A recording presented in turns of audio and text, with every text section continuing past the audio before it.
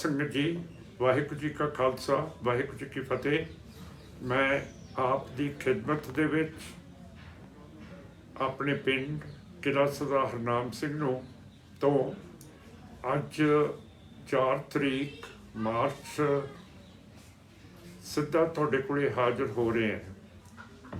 ਮਸਲਾ ਹੈਗਾ ਯੂਕਰੇਨ ਦਾ, ਜਿਹਦੇ ਵਿੱਚ ਸਾਡੇ ਡਾਕਟਰ ਫਸੇ ਹੋਏ ਹੈ ਕਿਉਂ ਕਰਕੇ ਰੂਸ ਨੇ ਉਹਨਾਂ ਦੇ ਉੱਤੇ ਹਮਲਾ ਕੀਤਾ।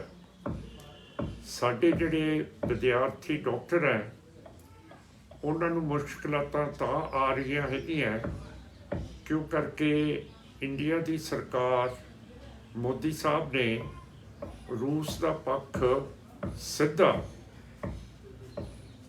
ਲੈ ਲਿਆ, ਜਦ ਕਿ ਰੂਸ ਹਮਲਾਵਰ ਹੈ ਤੇ ਗਰੀਬ ਮੁਲਕ ਯੂਕਰੇਨ ਦੇ ਉੱਤੇ ਹਮਲਾ ਕੀਤਾ। 2014 ਦੇ ਵਿੱਚ ਫਿਰ ਰੂਸ ਨੇ ਯੂਕਰੇਨ ਦਾ ਹਲਕਾ ਕ੍ਰੀਮੀਆ ਹੜਪ ਕਰ ਲਿਆ ਸੀਗਾ। ਅਸੀਂ ਬੜੀ ਕੋਸ਼ਿਸ਼ ਕਰ ਰਹੇ ਹਾਂ ਕਿ ਯੂਕਰੇਨ ਦੀਆਂ ਐਂਬਸੀਆਂ ਦੇ ਨਾਲ ਅਸੀਂ ਗੱਲਬਾਤ ਕਰੀਏ, ਜਿਹਦੇ ਨਾਲ ਸਿੱਖ ਸੰਗਤ ਉਤਾਵਲੀ ਹੈ ਕਿ ਅਸੀਂ ਯੂਕਰੇਨ ਦੇ ਵਿੱਚ ਯੂਕਰੇਨੀਆਂ ਦੇ ਨਾਲ ਰਲ ਕੇ ਸੇਵਾ ਕਰਨੀ ਹੈ, ਜਿਹਦੇ ਨਾਲ ਰੂਸ ਦੀ ਫੌਜ ਯੂਕਰੇਨ ਨੂੰ ਛੱਡ ਕੇ ਵਾਪਸ ਆਪਣੀ ਧਰਤੀ 'ਤੇ ਜਾ ਪਹੁੰਚੇ। ਸਾਡੇ ਚੇਅਰਮੈਨ ਯੂਕੇ ਦੇ ਸਰਦਾਰ ਗੁਰਦਿਆਲ ਸਿੰਘ ਅਟਵਾਲ ਹਨ। ਉਹਨਾਂ ਨੇ ਲੰਡਨ ਵਿਖੇ ਯੂਕਰੇਨ ਦੀ ਐਂਬਸੀ ਦੇ ਨਾਲ ਰਾਬਤਾ ਪਾਉਣ ਦੀ ਕੋਸ਼ਿਸ਼ ਕੀਤੀ ਹੈ, ਪਰ ਅਜੇ ਤੱਕ ਯੂਕਰੇਨ ਦੀ ਸਰਕਾਰ ਕਿਉਂ ਕਰਕੇ ਅੱਜ ਉੱਥੇ ਆਪਣਾ ਕੰਮ ਨਹੀਂ ਕਰ ਰਹੀ। ਇਸ ਕਰਕੇ ਲੰਡਨ ਦੀ ਐਂਬਸੀ ਵਿੱਚੋਂ ਯੂਕਰੇਨ ਦਾ ਕੋਈ ਜਵਾਬ ਨਹੀਂ ਆ ਰਿਹਾ। ਇਸੇ ਤਰ੍ਹਾਂ ਅਸੀਂ ਦਿੱਲੀ ਦੇ ਵਿੱਚ ਵੀ ਯੂਕਰੇਨ ਦੀ ਐਂਬਸੀ ਦੇ ਨਾਲ ਗੱਲਬਾਤ ਕਰਨਾ ਚਾਹੁੰਦੇ ਹਾਂ, ਪਰ ਉੱਥੋਂ ਵੀ ਕੋਈ ਜਵਾਬ ਨਹੀਂ ਆ ਰਿਹਾ। ਦੂਜੇ ਪਾਸੇ ਅਸੀਂ ਉਤਾਵਲੇ ਹਾਂ, ਜਿਹੜੇ ਸਾਡੇ ਕਨਵੀਨਰ ਅਮਰੀਕਾ ਦੇ ਸਰਦਾਰ ਬੂਟਾ ਸਿੰਘ ਖੜੌਦ ਹੈ, ਉਹਨਾਂ ਨੇ ਕੋਸ਼ਿਸ਼ ਕੀਤੀ ਹੈ ਕਿ ਵਾਸ਼ਿੰਗਟਨ DC ਯੂਕਰੇਨ ਦੀ ਐਂਬਸੀ ਦੇ ਨਾਲ ਗੱਲਬਾਤ ਸ਼ੁਰੂ ਕੀਤੀ ਜਾਵੇ, ਪਰ ਉਹਨਾਂ ਨੇ ਵੀ ਕਿਹਾ ਕਿ ਅਜੇ ਤੱਕ ਯੂਕਰੇਨ ਦੀ ਐਂਬਸੀ ਦੇ ਵਿੱਚੋਂ ਕੋਈ ਜਵਾਬ ਨਹੀਂ ਆ ਰਿਹਾ।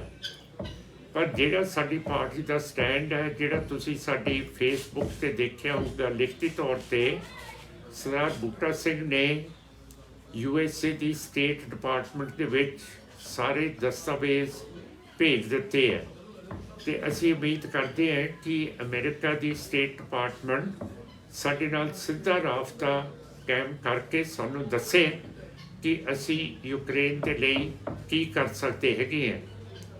ਇਹ ਸਾਨੂੰ ਬੜਾ ਅਜੀਬ ਹੈ ਕਿ ਉੱਥੇ ਡਾਕਟਰ ਫਸੇ ਹੋਏ ਹੈ ਅਤੇ ਮੋਦੀ ਸਰਕਾਰ ਦੀ ਅਤੇ ਪੂਟਨ ਸਰਕਾਰ ਦੀ ਬੜੀ ਤਕੜੀ ਯਾਰੀ ਹੈ, ਪਰ ਅਜੇ ਤੱਕ ਮੋਦੀ ਸਾਹਿਬ ਦੇ ਕਹਿਣ ਦੇ ਉੱਤੇ ਰੂਸ ਨੇ ਸੀਜ਼ ਫਾਇਰ ਨਹੀਂ ਕੀਤਾ, ਜਿਹਦੇ ਨਾਲ ਸਾਡੇ ਵਿਦਿਆਰਥੀ ਜਿਹੜੇ ਡਾਕਟਰ ਹੈਗੇ ਆ ਉਹ ਬਾਹਰ ਨਿਕਲ ਸਕਣ।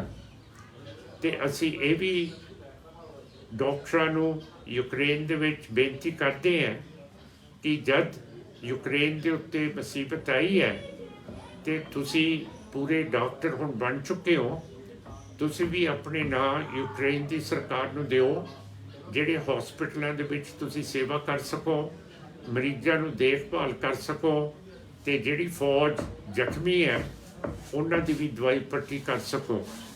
ਸੋ ਇੱਥੇ ਵੀ ਬੜੇ ਸਾਨੂੰ ਟੈਲੀਫੋਨ ਆ ਰਹੇ ਹੈ ਕਿ ਅਸੀਂ ਜਾਣ ਨੂੰ ਤਿਆਰ ਹੈਗੇ ਯੂਕਰੇਨ ਦੀ ਇਮਦਾਦ ਦੇ ਵਿੱਚ।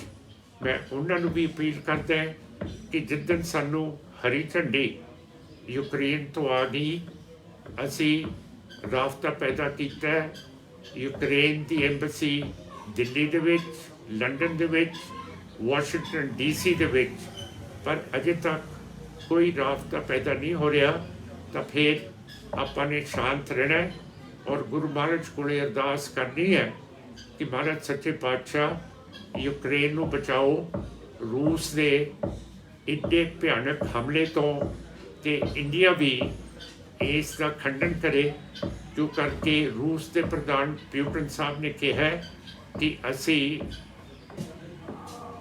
ਜਲਦੀ ਹੀ ਜਿਹੜਾ ਸਾਡਾ ਪਰਮਾਣੂ ਤੇ ਨਿਊਕਲੀਅਰ ਅਸਲਾ ਹੈ ਉਹ ਵੀ ਅਸੀਂ ਵਰਤਾਂਗੇ। ਸਾਡੀ ਪਾਰਟੀ ਹਮੇਸ਼ਾ ਨਿਊਕਲੀਅਰ ਹਮਲੇ ਤੋਂ ਸੁਚੇਤ ਰਹਿੰਦੀ ਹੈ ਤੇ ਅਸੀਂ ਬਿਲਕੁਲ ਖੰਡਨ ਕਰਦੇ ਹਾਂ ਕਿ ਜੇ ਪੁਟਿਨ ਸਾਹਿਬ ਕਹਿ ਰਹੇ ਹੈ ਕਿ ਅਸੀਂ ਆਪਣਾ ਨਿਊਕਲੀਅਰ ਅਸਲਾ ਵੀ ਵਰਤਾਂਗੇ।